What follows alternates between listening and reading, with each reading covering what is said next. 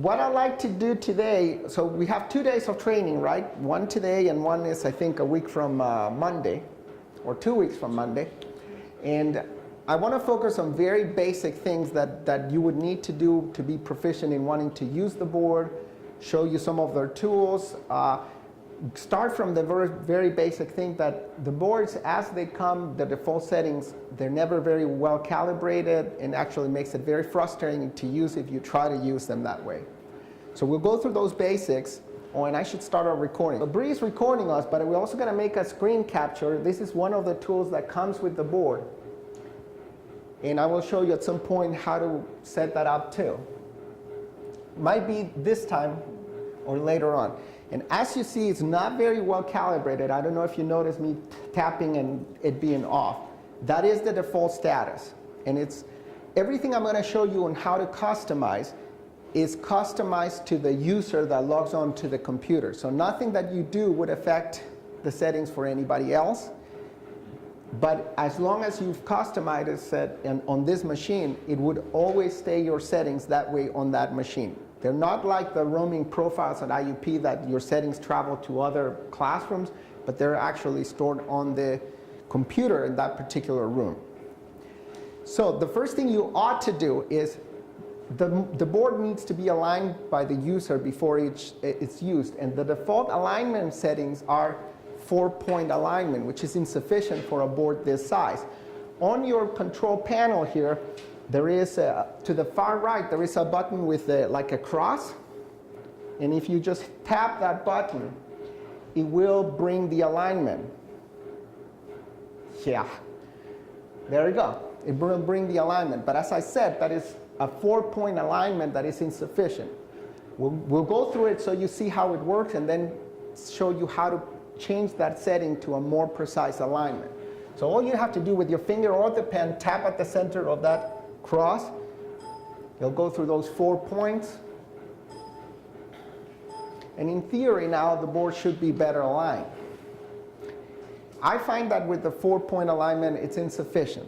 So in the background, there is a program running, so I'm just going here. And notice, by the way, I mean, what I'm doing now, and the advantage of this is that now I'm controlling the computer from the board. I don't have to go back to this multimedia station. I have complete control of the computer now from the board. So I'm just going to start the programs that are running in the background. And what you want to open is this program with a little icon like a blue dot. It's actually the Smart Tools program. So I'm going to go ahead and start that.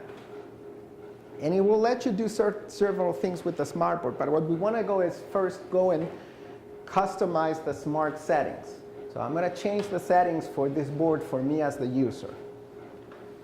By the way, since we are capturing this, and Bree is also capturing, we will make these videos available to you later on. So if you're the kind of student that is more visual and auditory and don't want to take notes, that's okay. If you want to take notes and then review the videos, that's okay too. So we'll make those available to you. So I'm going to go into the smart settings. And there's all kinds of settings here you can adjust. But we're only going to modify a couple of them. So I go into the hardware settings. Mark. And that's okay. And we'll come back to the pen and button settings. But bring down this drop-down menu, and let's first deal with the orientation and alignment settings. So as I said, the default is this quick 4 points. I prefer to go to the fine 20 points. It'll take a little extra clicks at the beginning, but it will add all of 10 seconds to your alignment and make a world of difference. So I'm going to change that to 20 points. It's not enough to just say, make the choice there. You do have to still say, apply these changes to the settings. Okay?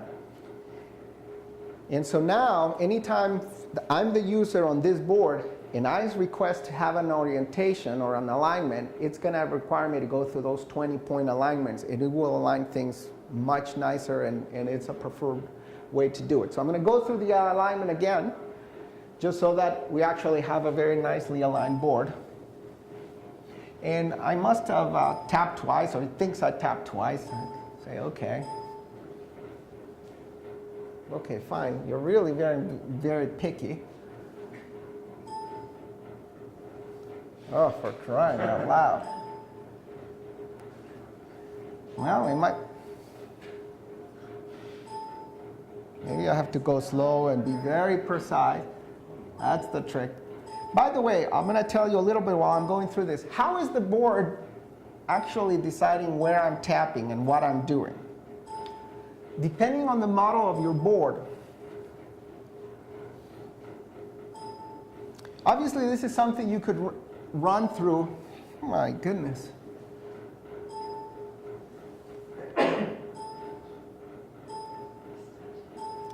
Before class starts, right? So that by the time you start your class, it's all set up. Your particular model of smart board, this board actually is a fairly modern one, and so nothing on the actual surface of the board is doing anything. There's no sensors or anything on the board. There is a very thin reflective margin, and there are 4 cameras located at each corner, and so it actually kind of detects if you're touching with your finger or the pen, and it tries to, with the 4 cameras, triangulate where you're touching. So that's really what's going on there. The other setting that I like to change is the pen settings, because the default size of the pen, if you write, in my feeling and the way I write, I tend to write relatively small. I feel it's too thick. So let me do that change too. It kind of reinforces, remember, we're going to go to the programs, to the smart tools, and get into the settings. And what I'd like to change is the thickness, really, of the pens. You could even change the colors, but we're not going to do that. So I've selected the black pen button, and if I go to the line style, I could make selections here about the thickness that it's always going to write when I use the black pen. The default is this 3rd setting, and I find the 1st setting to be too thin, and for me, my preference always is that the 2nd one seems to be the right size for me. And you have to select to save that tool property. That has changed only the black pen and none other one. I'll change the red one too, but not the other one, so we could compare them later on. You could make changes to the line. So if you decide for whatever lesson that day you really would like to have a lot of dashed lines, you could select one of the pen colors and change it from a contiguous line to a dashed line or dots or some other thing. So you can make that type of customization too.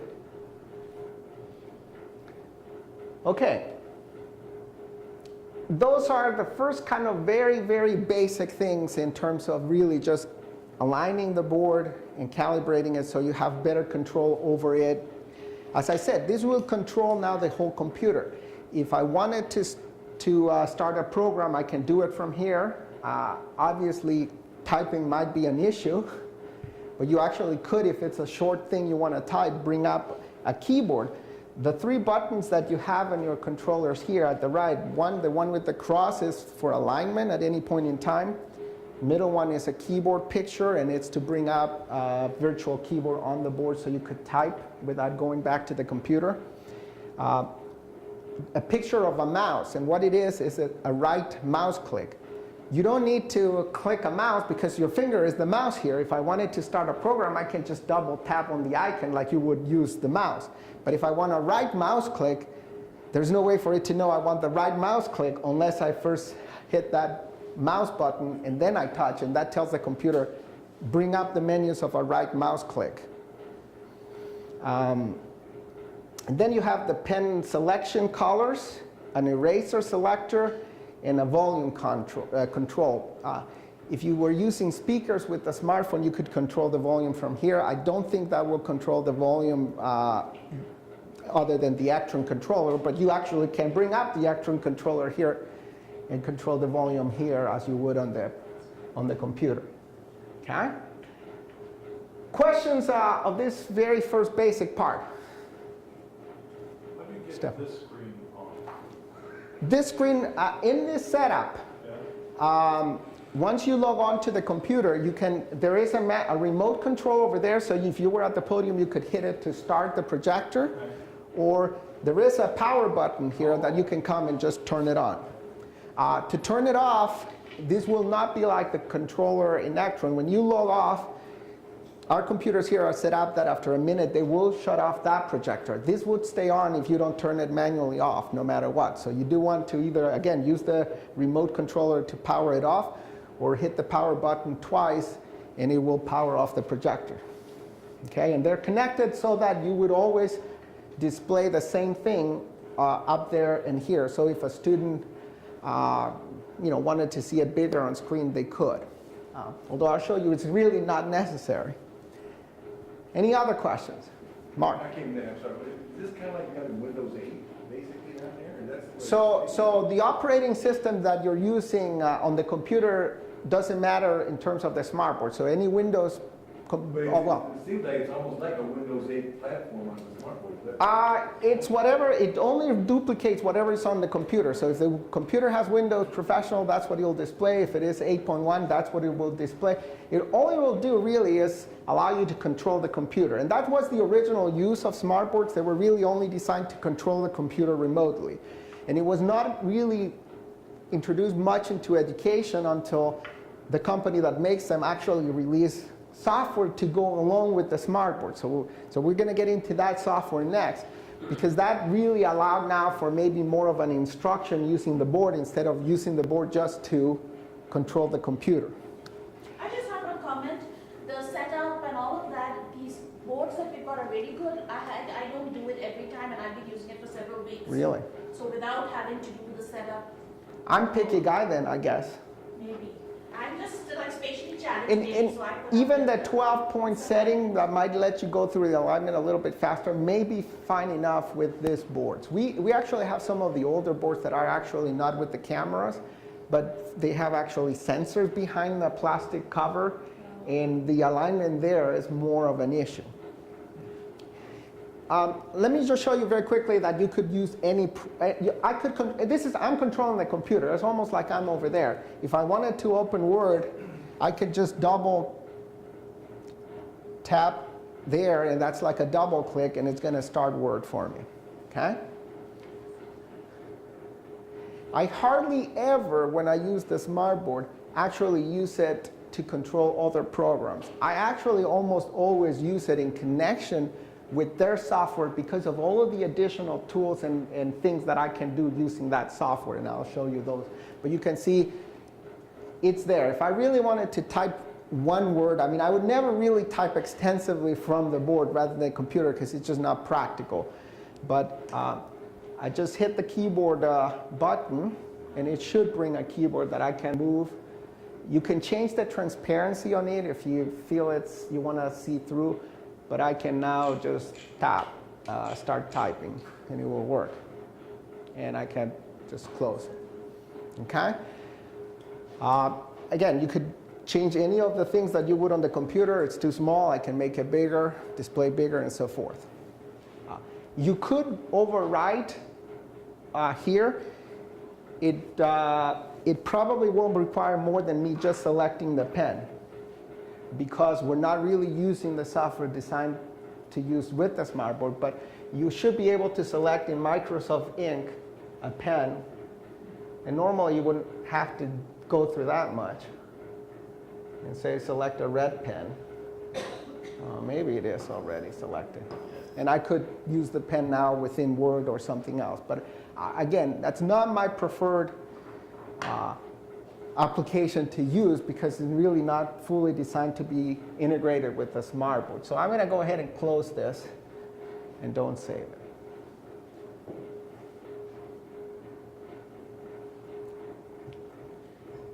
Where you really are going to get, yes? Could you really say which right there? It will save. If you select to save, what it will happen is the Word file will be a Word file with the text we type, and the little lines would be included as a graphic saved on the Word file. So you can, yes. do stop me at any point in time, because some of you know me. I could just blab and blab and blab and never stop, and that's not necessarily the best. I'm going to go next into the Smart Notebook software, and that's really a product it's a software piece that comes with the smart boards. You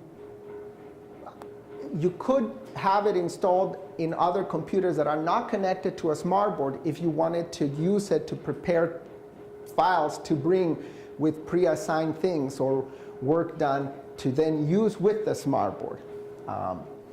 The very first time you start it, if any of you play with it, is not going to do what it's going to do for me. I came a few days ago to look at what board you had and to make sure everything was going to work today, but that's of course no guarantee it will. But the first time you open it, it will open up like a tutorial, and it's like 25 pages, and it has things from this is a tool, this is how you do this is how you do this, in case you've really never used the product.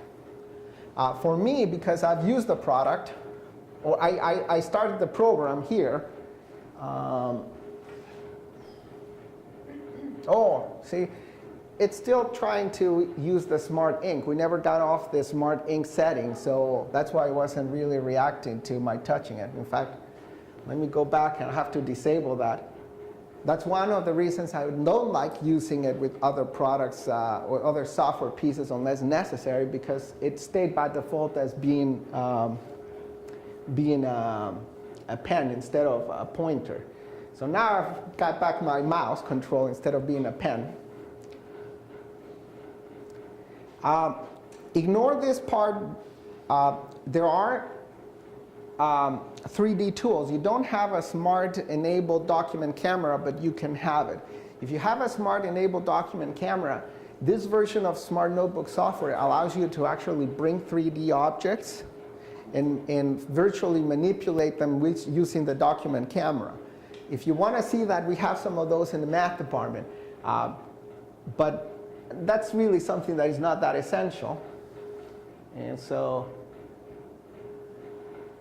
it's just going to start the Smart Notebook software.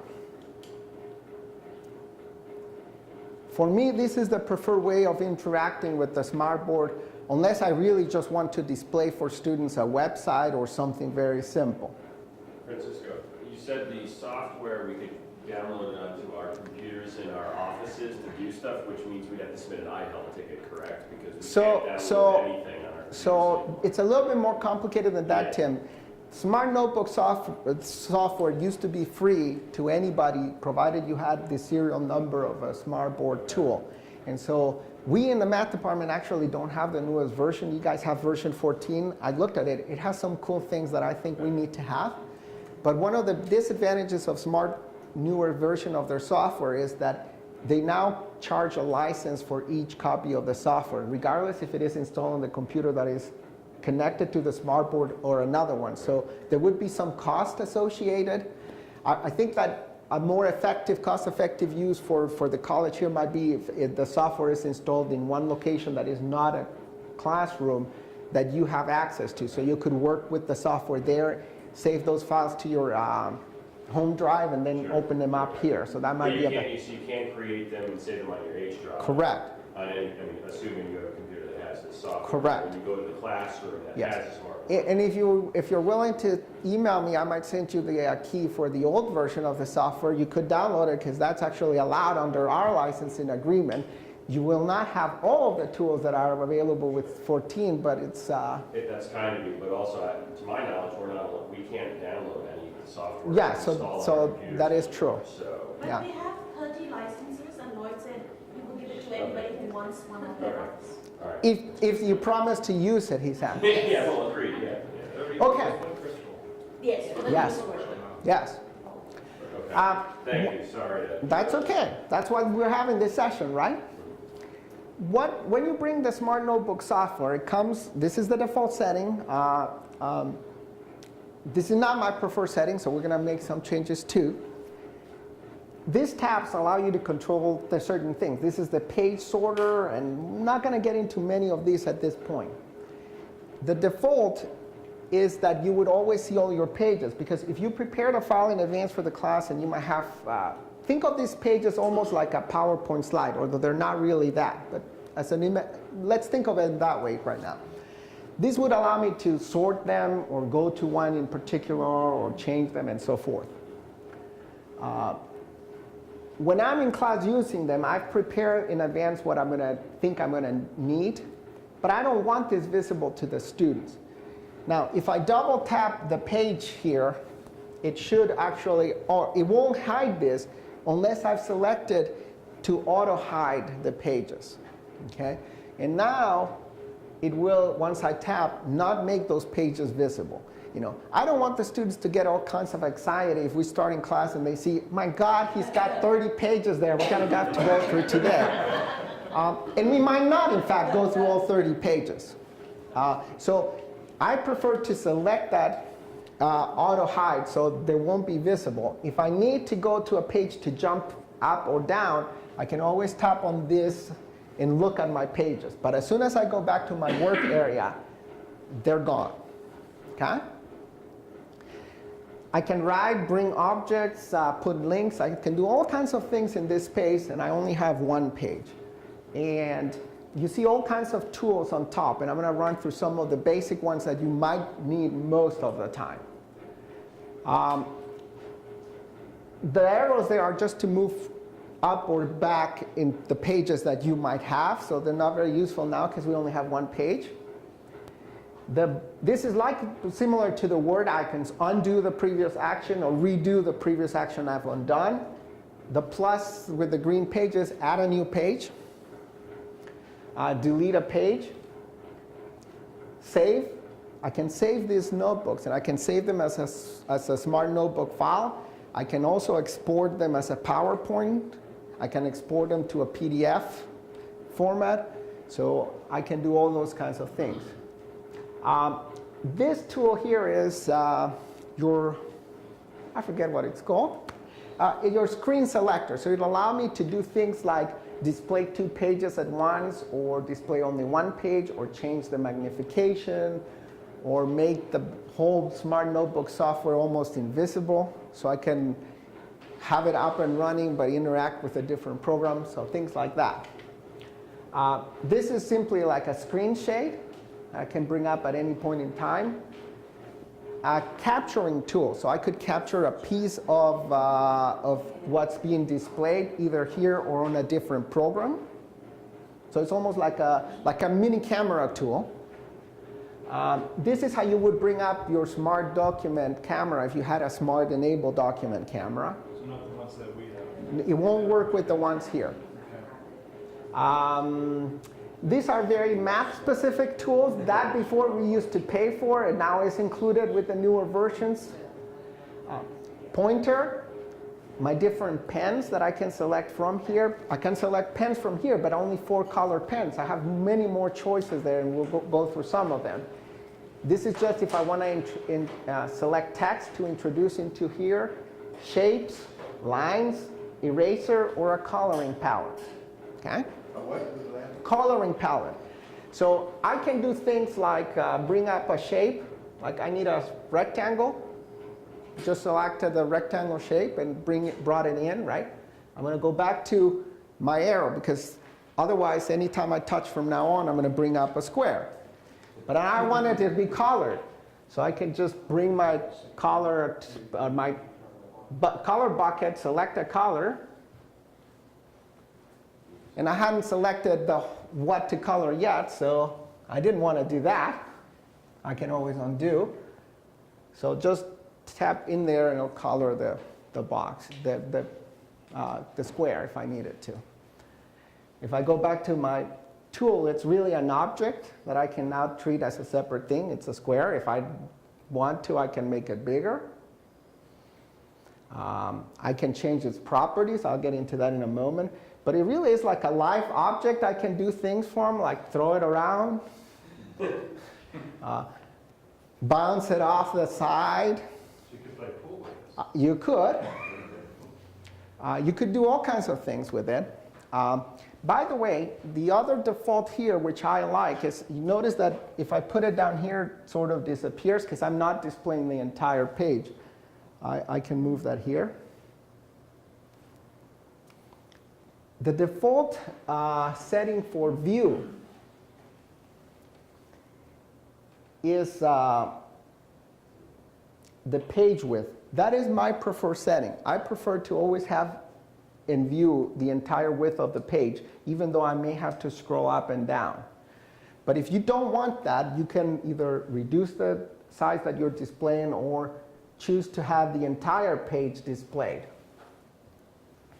So now we'll see the entire page no matter what.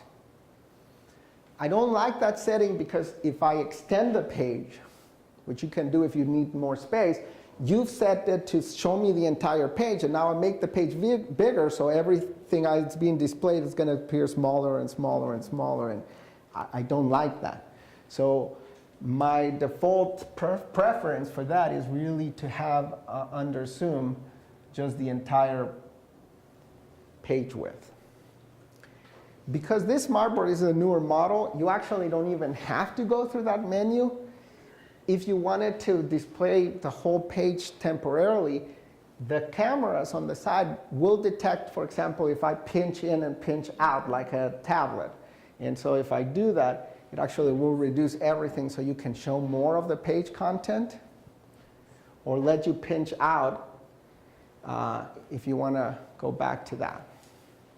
Can you save things as a JPEG? So you could save this file as a PDF but not as a JPEG. You can import JPEG pictures and objects, yes. But you can't create it so that it'll actually be like a graphic picture. So what would you want to do? What, you're asking me that. So I'm not sure yet, but I'm okay. thinking possibly. That is a you can create a JPEG by taking an image of the whole page. In fact, with this tool, with the camera tool. Okay.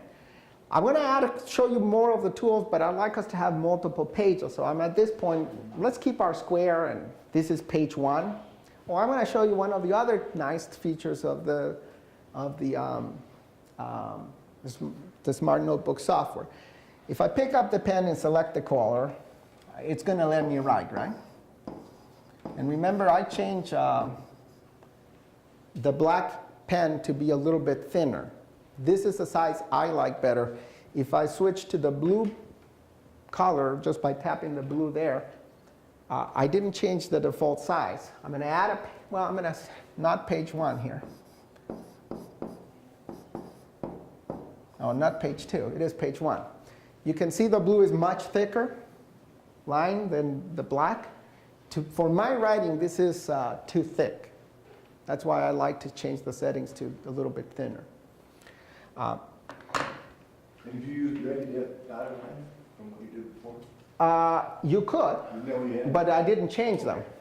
But if, say, I wanted a quick dotted line, that's why these tools are here, which can also customize. So I could select this and now use my finger. This is a dotted purple line. Okay? This will let you recognize text, which is really nice if you want to do that. Once I've written something, I can just select it. Now, it's an object, and it's an object that is defined to be an ink object.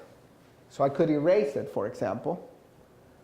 But notice that once I selected it, I could resize it. Okay? But I can also select to do other things with it, like recognize. Okay? So obviously my ones, it doesn't like. Right? But I say, okay, recognize it as Pagel. It really wasn't Pagel. But that's okay. I can double tap, bring up my keyboard, because I'm not going to have to type a lot, right? So I'm just going to hit the keyboard. And it deselected my text, but if, again, I double tap there, I can space, put a 1. Oh boy, it did a separate. It's defaulting off. It's defaulting off the text for the page L and put a 1 as a separate one, which is really kind of annoying. So let me just get rid of this.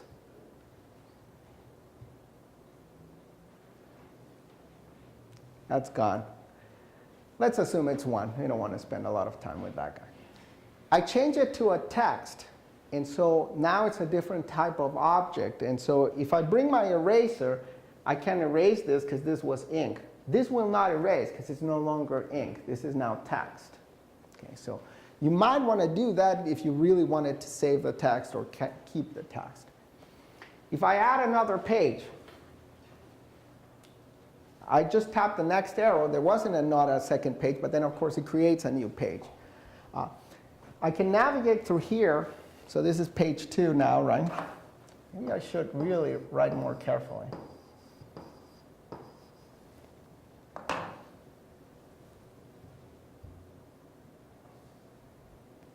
I'd like my writing of 2 better than 1, obviously. I can actually just swipe between pages. So if I swipe to the from left to right, it will go backwards. So I'm back to page 1, or I can go to page 2. Okay? So that gives you that kind of control. The other pen tools that you have here is just pen in different colors or different types of lines.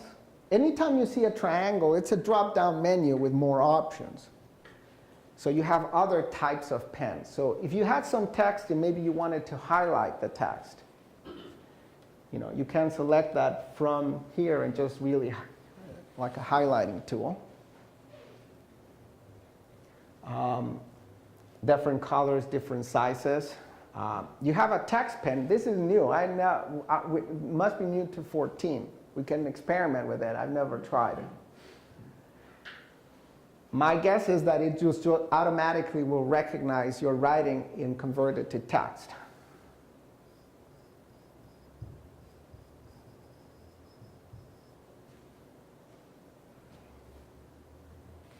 Oh, wow.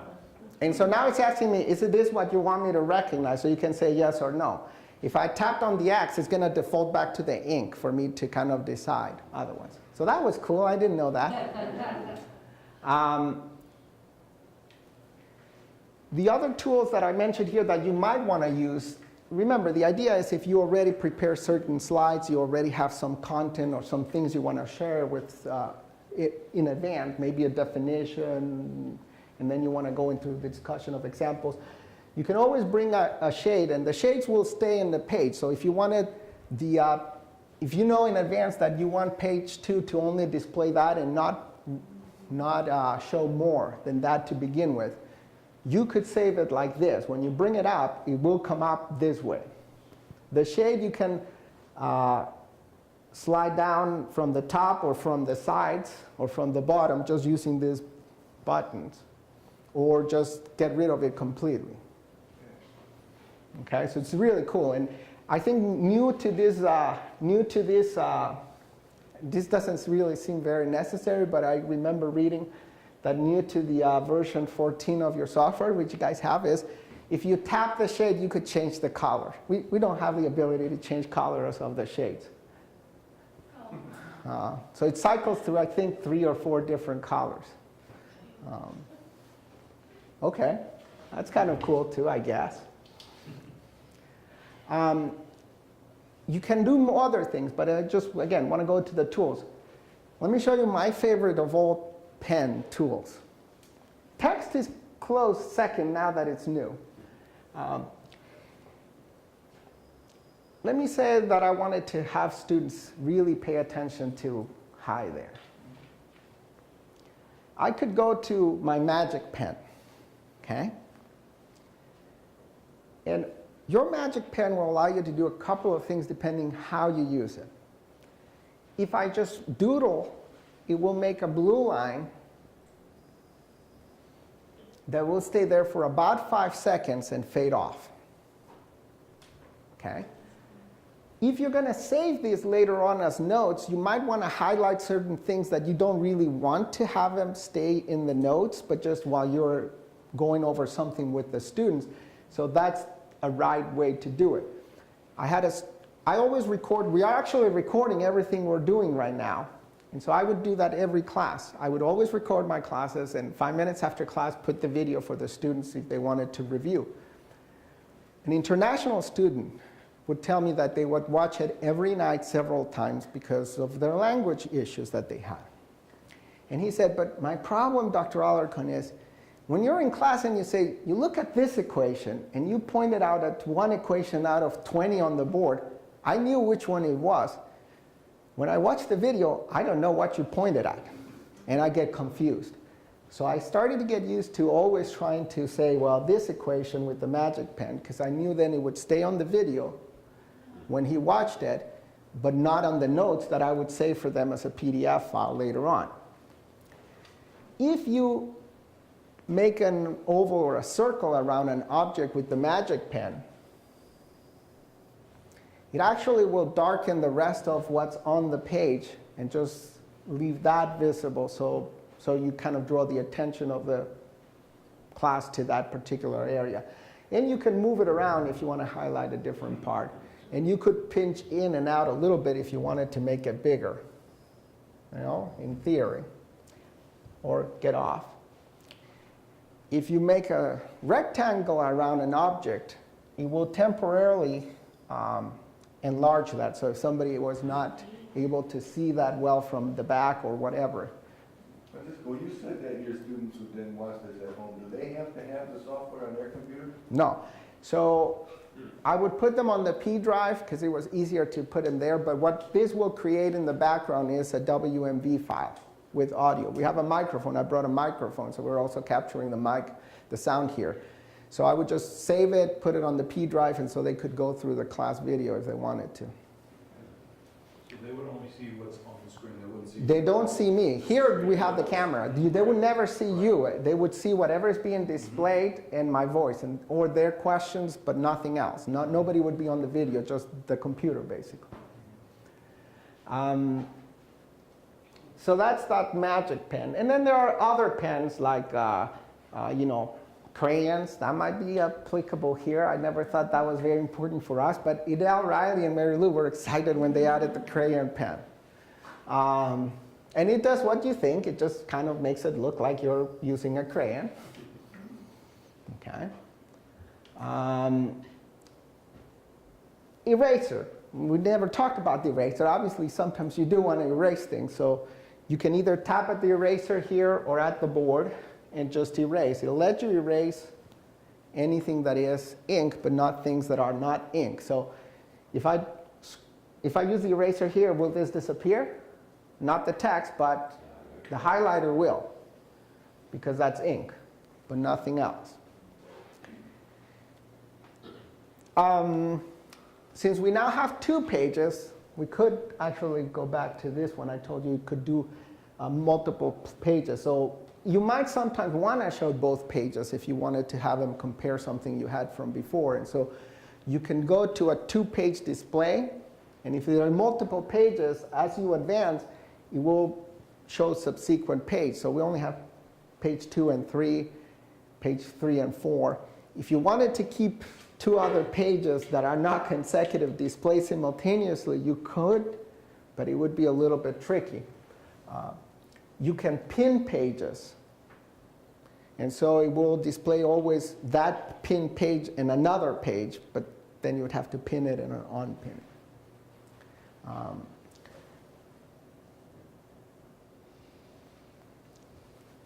be mindful of the time here. Questions at this point?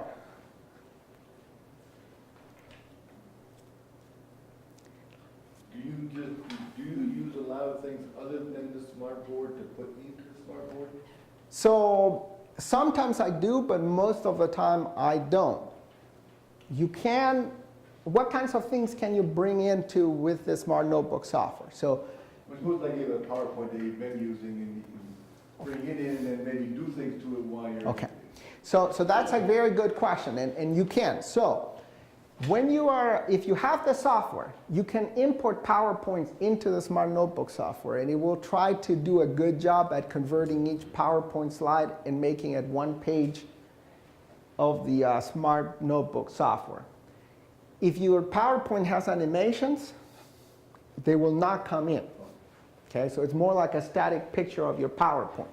You can create animations in the software too, and we could look a little bit at that. I thought that would be more like advanced for the second session.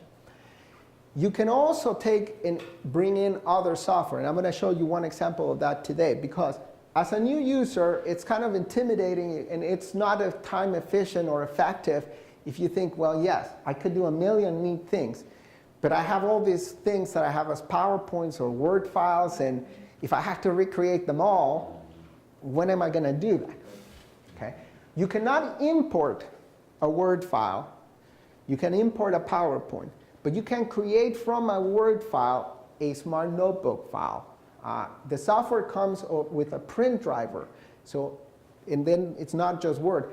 Any program whatsoever that can print, you can print to the Smart Notebook software and create something that you can use within Smart Notebook from that program. And I'm going to show you one example of that. That's very useful, and I think when you first get started, it's a more time-efficient way of saying, okay, I'm going to give the students this handout with 3 or 4 things, and I don't want to have to spend 4 hours recreating it so I can use it with the smartboard. So that would not be easy to do from there, so I'm going to move to the computer. Hopefully this won't crash, but you'll see how it works. So I have a Word file here that I had created for a course. This is an old course, a senior synthesis course. I don't, in math, we don't necessarily have a lot of things with text, images, tables. I mean, we might or might not. But this does. So, we're still in eraser mode here. I'm just going to start the Word file. And so this is for a course I would teach, a senior synthesis course that dealt with the arithmetic of the Maya culture and Maya number systems and possible ways that they may have done their arithmetic and so forth. So you can see that it's a Word file that actually has text. These are a table with images imported in text. And then tables for them to do some activities. And some examples. And some more problems for them to practice and some solutions. I could just open it up on Word. I would have some ability in the board to interact with it by enabling them Smart Ink if I wanted to write, correct? But remember then, if I enable the Smart Ink, now I want to scroll, I have to go back there, turn the Smart Ink off. Very cumbersome. I don't have a shade. I cannot use my magic pen. Boy, how could we not use our magic pen? But before class, you could just say, okay, I'm going to use this in the room with the smartboard. So I'm going to go ahead and print this. And just like you could create a PDF file from this, if the Smart Notebook software is installed on the computer, Smart Notebook Document Writer should be one of your print options. So I'm going to select that.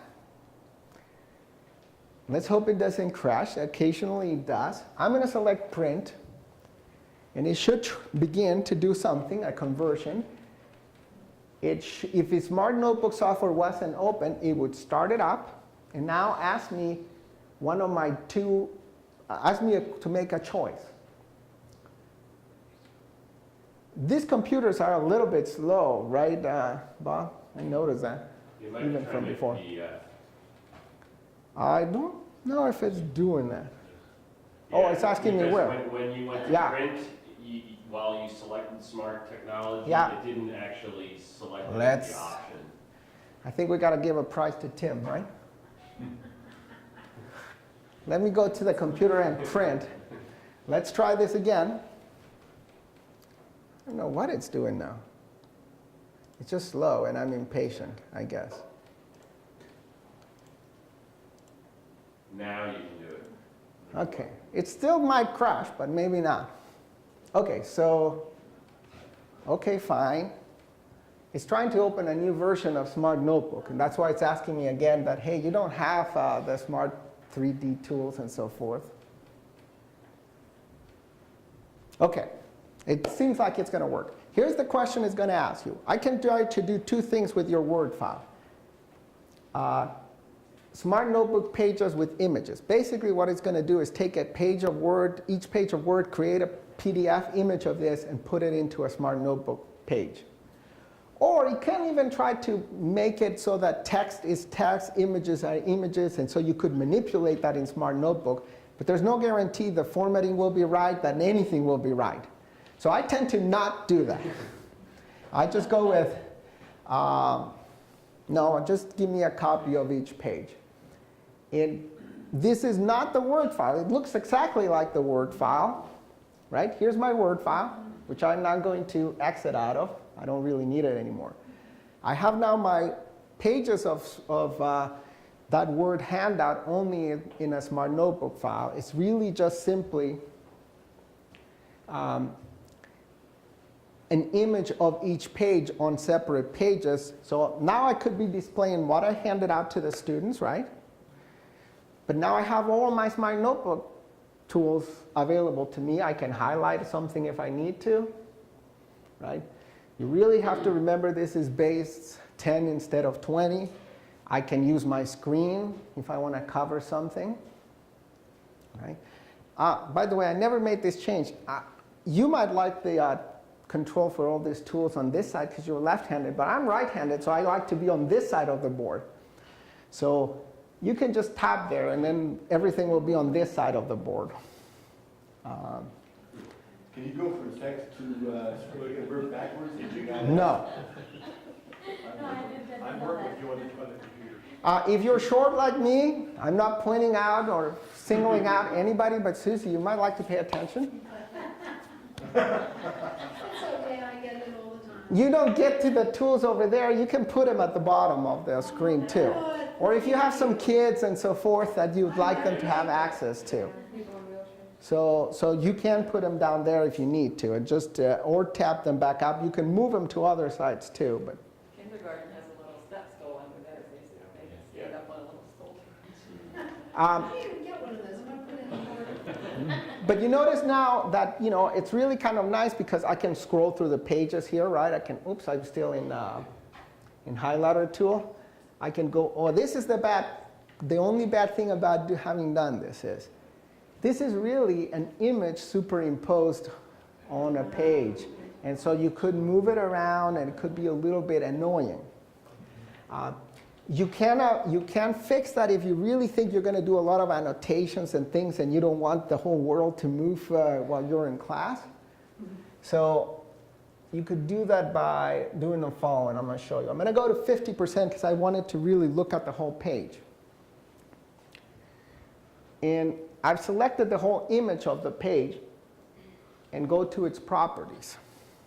Okay? And one thing I can do is lock that image. Lock it in place. Okay? So remember, this is really a picture of my first page of Word put on Smart Notebook. But now it's really locked in there. If I scroll around, right around, it's not moving because I locked that image into that first page. Only for that page. Yeah, you could do that for multiple pages. You'd have to do it each page at a time. But you can lock them. Because you can lock any object, and if you created some interactivity in your Smart Notebook file, and you know that something you don't want it to get accidentally moved, you could lock it in place. Can you bring a PDF file in or just Word documents? You could copy and paste a PDF file. And No, I mean of many pages. A document, PDF document. if you bring up, you can Using bring the print anything. option, using the print option. No, so you can only print. Well, you could take a PDF, a file that is in PDF, and print to the Smart Notebook. And then you could scroll down. Yes, All right, yes, okay. yes. From any application that you can print, you could do that. You could do it from Excel, any application, you could print to it. While you're on this page, would you type in a URL and have it go to the internet? So you could, but it will launch a different browser, right? What would be a better way, and this is kind of borderline moving into the advanced features, right? Which is fine, I think, if we're okay with moving that way.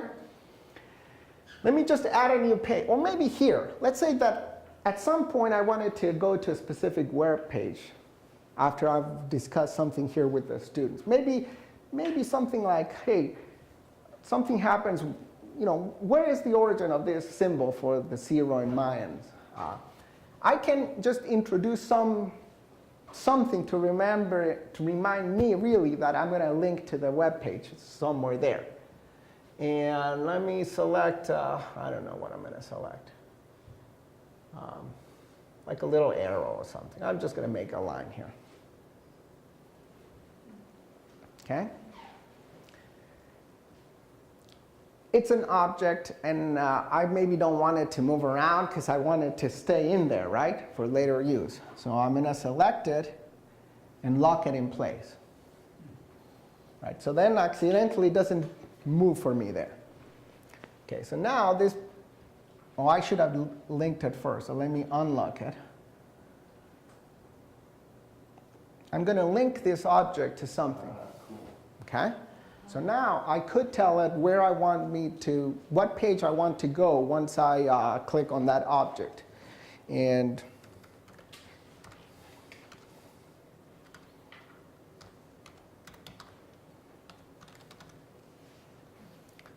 not the best. Okay, notice that I'm just typing the URL I want it to go to, and then you can do two other things. You can have it be an icon at the corner of the object, which might not be very good for my object because it was just a small line, or the object itself. So I'm going to select the object and say OK. So now that object, actually, when we touch it, is going to link to a page. It's going to actually open a separate browser. I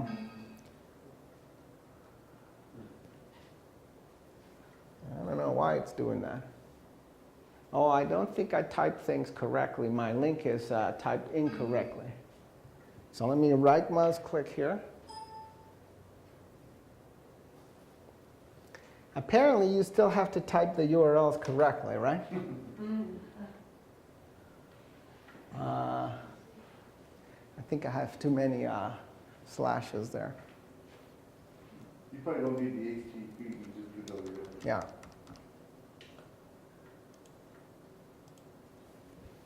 And so now when we click on it, it should take us there. No, I don't know why it's doing that. Any ideas? In default, it doesn't know what web Program. browser to open up. So apparently you have to go in somewhere. That's odd. So you want it to default to a particular. Yeah, to Mozilla or Yeah. Internet. So you can't do that. In fact, that's how you can create interactivities here that you could link to websites, or you could link to other pages. It's not like that piece of stack does that. We would put some applets up there and sometimes. And you can link to a file. So you can bring up, say you want to link to a specified Excel sheet that you prepared already. You can create a link to that file. The file gets attached to this. So when you click on it, it just brings up that pre-prepared Excel sheet. It does launch Excel and bring that file. So you can do that type of It thing. would have to be on your P drive if they're doing it from home. You could. They'd be able to access it Yeah. from home. Yeah. Other questions? Let me think about this. We still have some time. Let me begin to maybe show you some of the other types of things that you could begin to. How do you guys envision using them? Let me ask you that question first. Yeah, that's my other question. With the Promethean board, the teachers create flip charts. Okay, what is the comparable smart board? Is that the smart?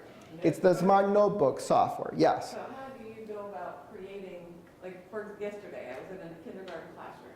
Yes. And the student teacher pulled up this beautiful basket of flowers. And they were reviewing sight words. When the kids would hit the pen on a flower and drag the flower out of the basket, the flower came out with a sight word on it, like magic. So I'm thinking, how did she do it? She created that chart, and how did you do that? So I would have to look at the chart, and I'll have to confess that Prometheans are the big competitors to smartboards. In elementary classrooms, I believe Prometheans are preferred for two reasons. The first one is that Promethean boards are actually a little bit cheaper. But the more important one is that when the smartboard started, this is not an issue for this model smartboards. With the smartboards, the initial models were actually a plastic layer with sensors behind. So anytime you touch them, it would record an action. And elementary age kids, their fine motor skills are not quite as developed. So if you had them to come up and they needed to write, they're going to put their hand on the board. This is going to react because the sensors are telling me, okay, you're touching it. What is it that you want to do?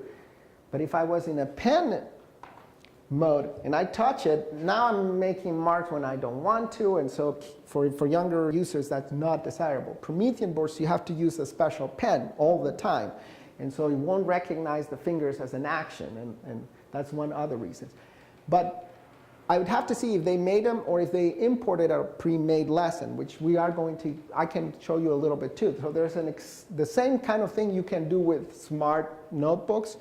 And there are already pre-made things. So there is a whole site called Smart Exchange, which we're going to look at the next session, where there are thousands and thousands already pre-made like smart notebook activities. So they may have taken it from it.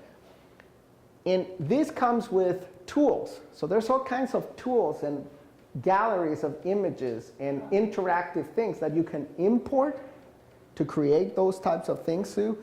And we could look at some of those also here today if you want to. So that's sort of a lot of work up front that then gets used in a very creative way there. For example, and I'm not familiar, I don't think if they changed things with the version 14 of these gallery. So I didn't go through all of these tabs, right? So remember, I only talked about this one is the different pages. This is your gallery toolbar. And so there are certain essentials that are based by subject matter there. Okay? So what do you guys want me to go try to explore? I was afraid you guys were not going to pick math and get me out of my comfort zone. Alphabet, grammar, handwriting, paper backgrounds. Okay. Huh? Phonics, poetry. Poetry. Okay. Okay, there's 3 interactive objects for poetry here. And so, you know, I'm going to maybe add a new page so we don't have this background here. Which one you want me to use? Okay. So it's a flash. See that it has a little, it's hard to see here, but it has a little. Stopping by woods on a snowy evening. Whose woods these are, I think I know. His house is in the village, though. He will not see me stopping here to watch his woods fill up with snow. My little horse must think it queer to stop without a farmhouse near. Between the woods and frozen lake, the darkest evening of the year.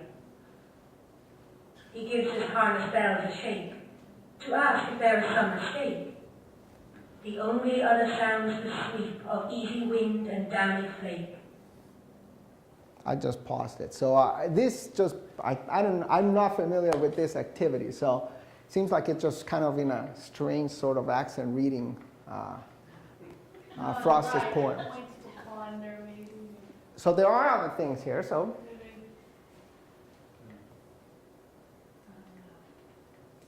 And that's not copyrighted, so people can just use it. So in that gallery, there might be objects that have interactivity. There might be flash applications.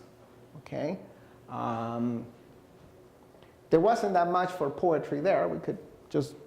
And the good thing is students don't have to have the smartboard. You can get smartboard exchange and just put it into your plans and then pull it up in the classroom so you can view it. So Smart Exchange really is like it's a website where lessons created by teachers are sorted by topic, by theme, by grade level. So you can just import them and use them or modify them.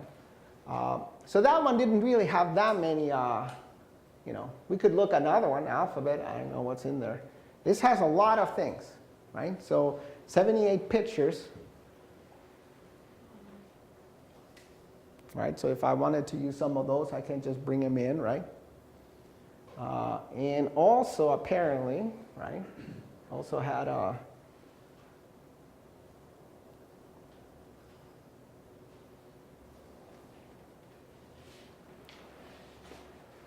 it had some other, yep, okay.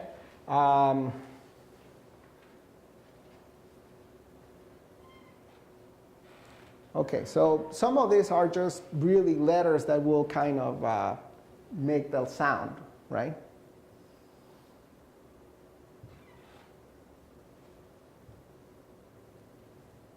Hey. So this is part of how you would build those, Sue, is that you can kind of create this. You can kind of create actions in a kind of a different way. I mean, maybe I thought it might be that somebody would ask questions like that. So I brought a file that is a little bit pre-created.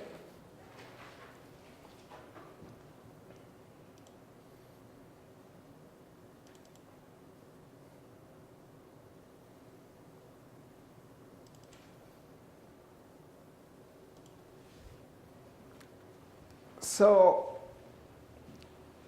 this is actually a file that I started to work for the next time around to review sort of what we would have done here. But you can bring, this is a tool from the gallery. Okay, let's say that I did a workshop a while back for other faculty, and I want to pick somebody to kind of demonstrate one of the skills we had practiced. So this is one of the things that come from the gallery. It's just a random word chooser, so you can bring it in and change how many words you're going to have, and then just at random select one. Okay, you're up to do whatever on the board. So you could kind of, these are things that are already pre-created from the gallery that you can bring in and use. Maybe I reset it. It's kind of loud. It will kind of not, it'll keep track to you who you've called on, basically, right? Because you notice whoever it's selected stays highlighted. So like, in one of my classes, we only had like 10 students, and they were always refusing to come up and do the proof on the board.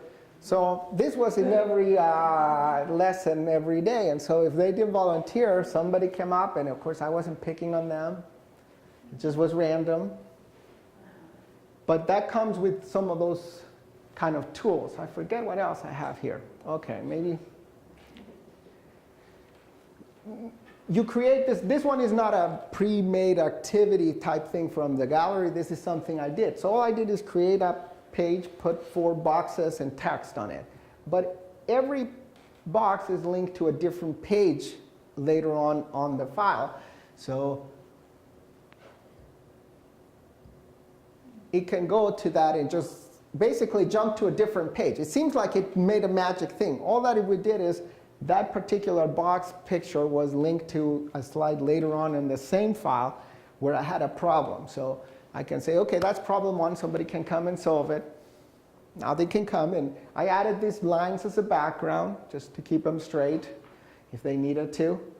And when they're done, they can go back to the problems. Again, this is just a text box. Remember how we introduced a textbook at the beginning? We color it and put a text, and then linked it back to our set of pages. So you can create this effect of an interactive thing just from customizing actions within the same software. And if we look at the pages, you can see there's the different problems and different slides. When I touch page 1, I just told it jump to this page. And when I touch this object, jump back to here. When we take the second one, it's going to jump to this problem. And maybe I wanted a graph, so I have pre-created or brought in from a gallery is this coordinate system for them to maybe draw. So that's how you can create some of those effects, for example. And then you could use it as told, and you could actually do the graph. Correct. And then erase it and do a different one, a different one. What I really like of using this in class is, let's say I'm doing this, and let me show you how I would use a page like this. A student would come up, right? Nobody volunteers. I go to my page with a random selector. I pick up somebody. They're coming out. They can draw the graph, whatever they have to do. Okay. And maybe we decide, somebody decides they don't like it. This isn't right. You know, it's a quadratic, so it's not going to look like this. Okay, maybe, maybe not. But Stefan is sort of, he was good in math, you know, we know. Those German guys, they really want the math to be good. I say that because, you know, I went to a German school. I'm very rusty. Right. The issue here really is not the math, right? That's not what I want to emphasize. This is the page we're working on, right? Look at my options to do something with this page. I can clone the page. Okay. So now I have 2 copies of exactly the same page. This was my work, but this one, Stefan didn't agree. Okay, well, Stefan, why don't you do your graph? What do you think it should be? Okay, well, Stefan is kind of better, and besides, it should be more like this. Right? Okay. Now let's have a discussion. Which of the 2 graphs should be the right one, and why? You know, Stefan, let's give us a defense of your graph. Maybe say here, why do you think your graph should look like this? And somebody else came here, let us explain why you did it here, right? So you can see kind of like the flexibility that it gives you, right? Before, what could we have done? Erase the previous graph and have somebody else come up? And at the end, they'll be both gone, right? I can duplicate any page. I can make 3 copies of the page if I need to have a discussion with the students, right? I can have as much guidance or not there already. I can even have the solution below, but not visible to them. Let me go back to a single page. I could come in, and this is a picture with a graph, right? Oops, I'm still in pen mode.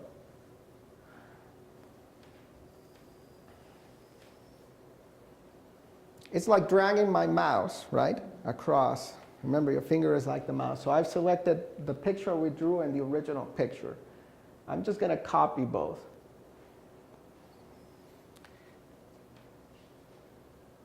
Extend the page here and maybe paste it down there. So I'm going to do a right mouse click and paste it there. And let's say you back to the eraser. And now in black, I do have the exact solution. And Stefan was basically right. It is a parabola and should have been through 0 and 4. And that's really the solution. I might have it already there. I'm just going to group these objects, because they were technically 2 separate things, and I now want it to be just one object. And I'm going to select to have it have an action to it.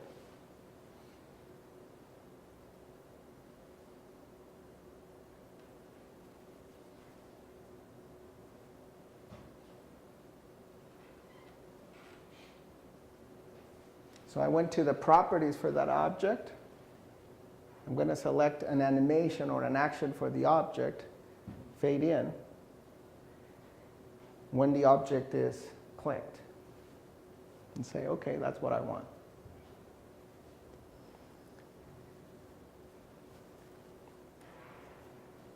When we come to this page, it shouldn't be visible.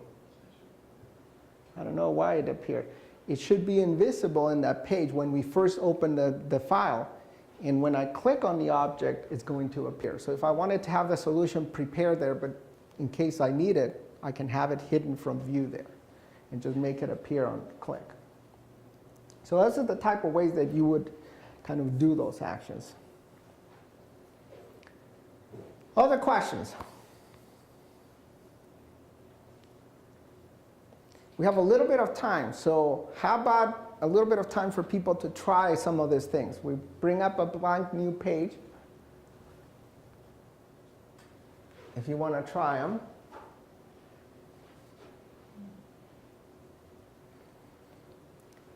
How do you guys envision, because you mentioned one, Sue, and then we got into this sort of sideways. How about some other people? How do you envision that you might use it? Do you envision it using it on an everyday basis, occasionally, or for the students to become familiar with? I think what I want to do, we send pre-student teachers out into the buildings who have no knowledge of how even to touch one of these. Just basically an introduction, and then most of the teachers that know, probably what your teachers did too, they expand into what they're doing. Right. Our students don't have a clue of what they're doing when they go out to the mid-level. I'm sure that's everywhere. That's why we wanted these to begin with, is so our students. But my question is, though, so this is, so Indiana has Promethean? Indiana's has Prometheans. Get onto that platform. No, I would suggest this. Here is the reality. Do you guys, I think, have one or two Promethean boards? We don't have Promethean boards. We ordered one because I'd like us to have one at least. But my experience from, we've been kind of using them with the students for a while, and they use only smartboards for math ed students, that is. And when they go to Indiana or schools that have Prometheans, they tell me, yeah, I have to spend like a week or two kind of figuring out how to use the Promethean. But they knew the capabilities. They said it was very easy to transition to using a Promethean board. Well, the kindergarten teacher that I was just talking about, her student teacher, she teaches in this classroom on Wednesday nights. And she figured out by herself how to use Smart just because she already knew how to use Promethean. So she's been using that. It took her, she had to do a little bit of research, some things online, but she said it was a pretty easy transition. It is, I think that is correct. So if they are familiar with the smart boards and they have Promethean boards, they will be able to transition easily. What I have the students do, if it is a class that has math ed students, I don't do any of the setups of things. A different student, we start class, I log on, I'd say, go ahead and align the board, right, before we start class, because I want them actually practicing doing things. I'll have them come up to the board. We do, and you might want to consider this, we do have a smart board that is, the smart boards don't have to be mounted, so they can be on movable bases. So we do have one on a movable base that we keep in a lab that is not a classroom. So if students want to practice, they can just go into the lab and use it. An option might be, because this is actually a cheaper option, that the smart boards like this with a movable base end up costing like $5,000 or $6,000. If you have a location that both faculty or students could access, a smart board makes a product. I put something in that handout called Light Race. It's a, so this is like for you guys to convince Lloyd. Lloyd is not going to hear me. Oh, darn. We're being recorded. Lloyd is going to know I set him up for this. The smart rays are really it looks just like this projector and nothing else. And it is an interactive projector. So if you turn it on, you could have just a regular whiteboard or just the wall. And it looks, you start the software, the Smart Notebook software, and you start able to interact on the board or the wall as if it was a smart board. And it has built-in speakers, and it costs like $1,600. So like for $1,600, you have a projector, a smart board, and it's basically you can install anywhere. And so we have one in our lounge.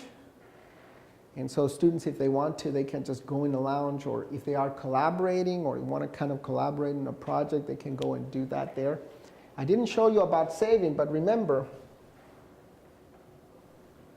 any of these once you're done, if you want to save it, just have to be patient because these computers are kind of slow, right? I can save it or export it, okay? I can export it to web pages, so each page here will be a web page, or image files, a PowerPoint, or a PDF file. So if you wanted to save and capture the content of what went on in class, you can.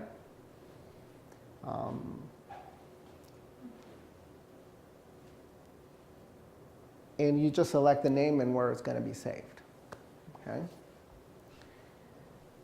The great thing about having it in so many rooms is that I have the building to myself on Tuesday evenings. And so I open all the rooms with smart boards, and the students go into different rooms, and they're all exploring, and then they come and report back. So it really is, they really, really have a great time doing that. So you haven't explored what kinds of things, Crystal? You give them some task or? You know, they're developing unit plans, and they have to bring in some interactive resources that they can use, classroom management resources that they can embed into their units. You can create, and we're going to get into that the next part. So two things. I do want to have you guys think a little bit about something before we meet again. The next time, the second session, I'd like to be more directed towards what you actually want, now that you've seen some of the basic features. So, you know, if it is more about how to create a whole lesson, we could, what might be best is, you know, if you send me, let's create lessons, I'm going to go towards what kind of lessons? What is my comfort zone? I want to do some math stuff.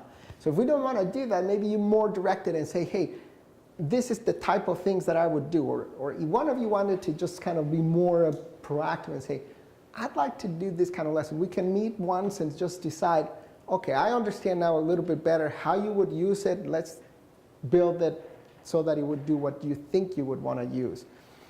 You know, there are simple ways to create interactivity and tools. Let me just show you simple ones like, I don't know why it went there. This is really strange. So I can introduce a table. So, you know, something simple like I can have a table that I can fill in with images or words. I could just, you know, have something I wrote and put it in that table. Oops. Our smartboard, I keep having a difficulty here in that our smartboard, and I don't know why this, I think one of the settings is not perfect here. Our smartboard will automatically change. I don't have to change to pointer from the pens. It recognizes my finger even if I'm not using the pen. And so you can create a table like this, and once you have a table, you can do things like put a shade. So you could have a table full of actions or objects, and just as quickly as we created it here, just nothing is visible until you actually kind of reveal what you want about that shell. So, you know, very economical way of create sort of interactivity or. So if they make a Jeopardy board or something like that, they can hide it off and then just click on it and questions. So you can kind of begin to do, depending on what the lesson is, you know, you always would have to tell me, okay, this is how I envision I would like the lesson to happen. And then we decide, okay, you probably are better off doing a table, or maybe you want to create a link to another page within this Smart Notebook file, or how else do you want to kind of, or sometimes you make them up, you know. Like I'll do a lot of things like, you know, if I want to remind students of something sometimes, but I don't want them all the time there, I might put text reminders here next to the table, but they're white colored. So they can't see them unless I kind of want them to see it, and then I'll just kind of bring in a colored tile, and then when I move it there and I put it in the back, they'll see the white text. So you can create sort of that effect where, you know, all along there was text here, but you couldn't see it just because it happened to be white text. If I want you to see it, I move this over here. If I want you to see it here, I'll move it over here. Now you'll be able to read that white text. So you can create that sort of trick for interactivity, knowing in advance what it is that you want to have happen. Does it look like you guys could begin to play with them now? Okay, let me save the recording. All along we've been recording here besides that recording, and this is one of the tools that comes with Smart Notebook. In fact, maybe before I stop it, I'll show you one last trick. You can customize beyond what I've shown you the board in the following way. I always like to, boy, this computer is really slow and picky, huh? I don't know what happened now, but it's really gone to the fritz there.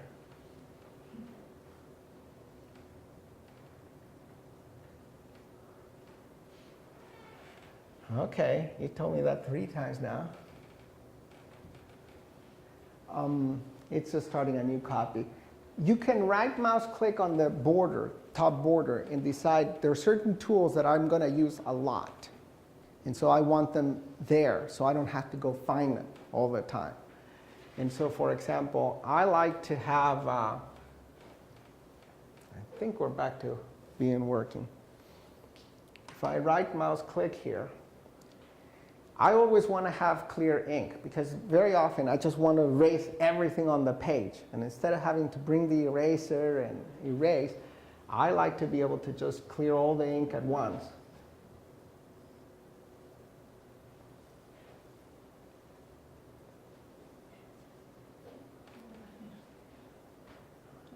If it added it or not.